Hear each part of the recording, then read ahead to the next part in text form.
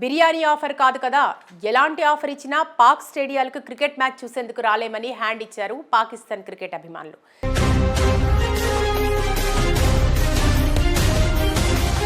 8 సంవత్సరాల క్రితం ICC champion ట్రోఫీలో ఘన విజయం సాధించి గొప్ప పేరు సంపాదించారు అప్పటి పాకిస్తాన్ జట్టు. కట్ చేస్తే 8 సంవత్సరాల తర్వాత సొంత దేశంలోనే ఆతిథ్యం ఇస్తున్నా కనీసం సెమీఫైనల్కి రాకుండా, అంతకంటే దారుణంగా ఒక్క మ్యాచ్ గెలవకుండా దారుణాతి దారుణంగా సొంత దేశంలోనే పరువు తీస్తున్నారు పాకిస్తాన్ క్రికెట్ టీం.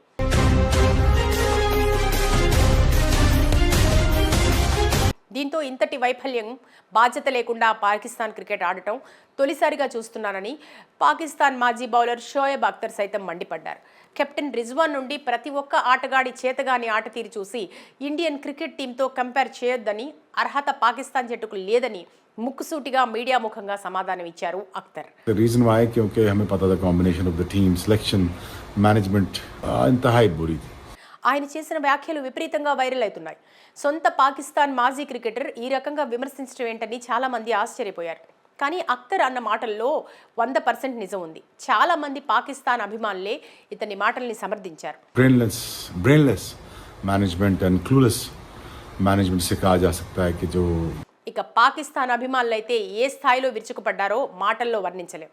ఒక్కో ఆటగాడి పేరు ప్రస్తావిస్తూ ఏ టు జెడ్ ని ఏకిపారేశాడు. Clueless captaincy at the same time कोई समझ नहीं आ रहा किस तरह आउट करना, किधर आउट करना, कौन सी फील्ड खड़ी करना. క్రికెట్ ఆడటం రాకపోతే మూసుకొని కూర్చోండి, అంతేకాని గ్రౌండ్లోకి రాకండి అంటూ అసభ్య పదజాలంతో విరుచుకుపడ్డారు.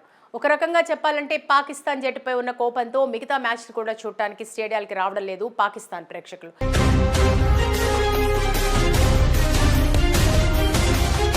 దీంతో పాకిస్తాన్ క్రికెట్ అసోసియేషన్ తలపట్టుకుంది. ఎన్నో సంవత్సరాల తర్వాత ఐసీసీ టోర్నమెంట్ సొంత దేశంలో జరుగుతుంటే సమర్థవంతంగా నిర్వహించలేకపోతున్నామని, ప్రేక్షకుల్ని స్టేడియం రప్పించడంలో విఫలమవుతున్నామని బాధపడ్డారు.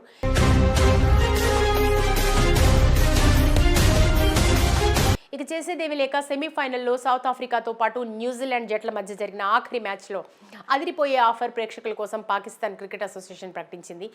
ఎవరైతే క్రికెట్ మ్యాచ్ చూడటం కోసం స్టేడియంకి వస్తారో వారి కోసం ప్రత్యేకమైన ఇఫ్తార్ విందు ప్రకటించారు.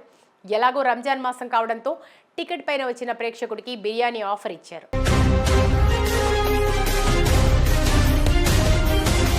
అయినా పాకిస్తాన్ జట్టు పరువు తీసిందనే అసహనంతో బిర్యానీ ఆఫర్ కాదు కదా, ఎలాంటి ఆఫర్ ఇచ్చినా మ్యాచ్ చూసేందుకు స్టేడియంకి రాలేమని నిర్ణయించుకున్నారు.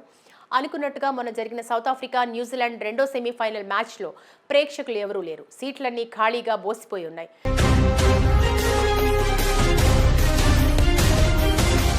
మొత్తంగా పాకిస్తాన్ అసోసియేషన్ తమ జట్టును గెలిపించుకోలేక, ఆటలు సరిగ్గా నిర్వహించలేక అన్ని రకాలుగా పూర్తిగా విఫలమైంది.